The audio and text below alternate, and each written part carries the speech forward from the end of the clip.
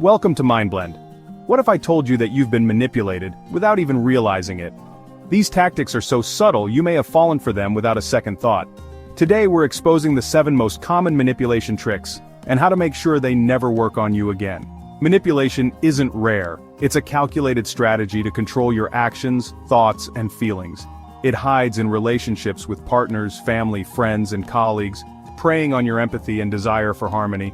The manipulator makes you question yourself, feel responsible for their emotions, and compromise your needs. But by recognizing these patterns, you can reclaim your power and protect your mental space. Let's begin. Let's start with a classic guilt tripping. Manipulators make you feel responsible for their unhappiness, weaponizing your conscience. The message is, if you cared, you'd do this, or look how much you've upset me. Imagine you need rest, but a friend insists you go out. When you decline, they say, I guess I'll just go alone, I've been having such a hard time. Suddenly, your need for rest is framed as you being a bad friend. Guilt tripping equates your needs with a personal slight against them. The manipulator dodges responsibility for their feelings and puts it on you. It's an emotional trap, making you act out of guilt, not genuine desire. Empathetic people are prime targets. They want to alleviate others' suffering. In families it sounds like, after all I've done for you, you can't help me. The key to breaking free: separate their feelings from your actions. You're not responsible for another adult's emotions. Respond calmly. I understand you're disappointed, but I need to rest tonight. Let's plan for next week. This validates their feelings, rejects blame, and reinforces your boundary. Genuine requests respect your autonomy. Guilt tripping is emotional blackmail. Recognize the difference. Honor your needs without apology. Don't let guilt control your choices. That's how you unhook yourself. Next is gaslighting, distorting reality so you doubt your own perceptions. A gaslighter denies things they said or did, even with evidence. They'll say, I never said that, or you're imagining things. You confront them about a hurtful comment and they respond, that never happened. You must be stressed. This shifts focus from their behavior to your supposed instability. Gaslighting attacks your sense of reality, making you second-guess everything. Over time, you may apologize for things you didn't do and become isolated. They might dismiss your feelings. You're too emotional. The antidote? External validation and documentation. Talk to a trusted friend or keep a journal of events. This anchors you to reality when their denial sets in. Often healing requires distance from the gaslighter. Rebuild trust in your own perceptions. Listen to your intuition. Wait, that's not right. Honor your memories and feelings, even when someone tries to convince you otherwise. You deserve to trust yourself. Now let's talk about love bombing. Overwhelming displays of affection meant to make you dependent. The manipulator showers you with praise, gifts, and promises, creating a whirlwind romance. It feels amazing at first, but it's a setup.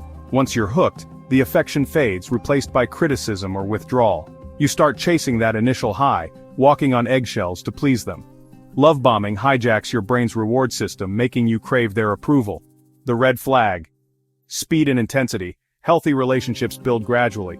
Love bombers praise an idealized version of you, not the real you. To protect yourself, value pacing. If it feels rushed, step back. Maintain your own life and boundaries.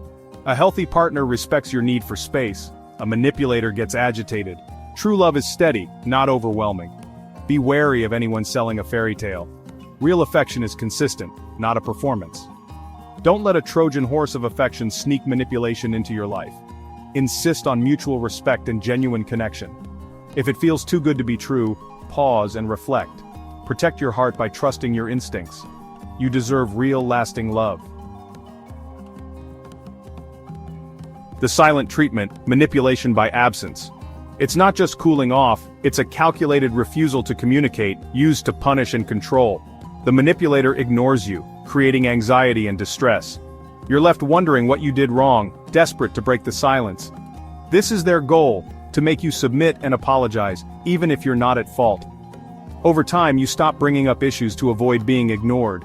The silent treatment is emotional abuse, a passive-aggressive way to assert dominance. If confronted, they deny any intent. I just didn't feel like talking. Healthy space is communicated. Silent treatment is punitive and indefinite. Don't play the game, don't beg or chase. State your position. I see you're not ready to talk. When you are, I'm here. Then, go about your day. Show your emotional state isn't dependent on their response. This is hard, but it robs the tactic of its power. Set a boundary. I'll communicate respectfully, but I won't accept emotional blackmail.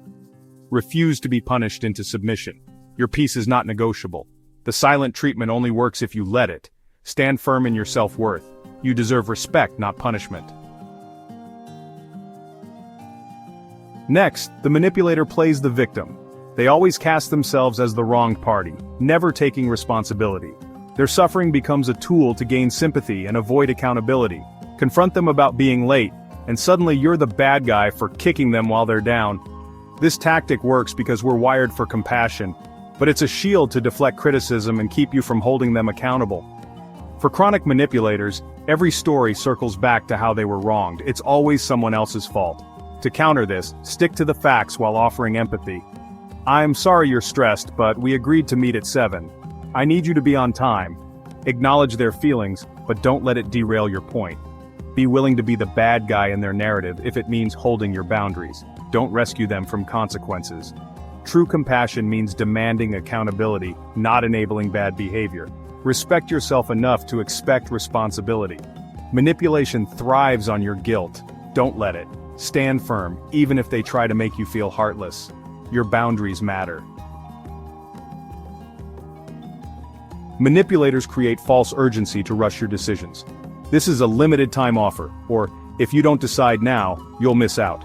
It's not just salespeople. Partners or friends can do this too. The goal: bypass your rational mind and trigger fear of missing out. Under pressure, you're more likely to act on emotion, not logic. They want you to make snap decisions you might regret. Classic example: a job offer that expires in 24 hours. The solution? Recognize manufactured urgency as a red flag. Legitimate opportunities withstand scrutiny and time.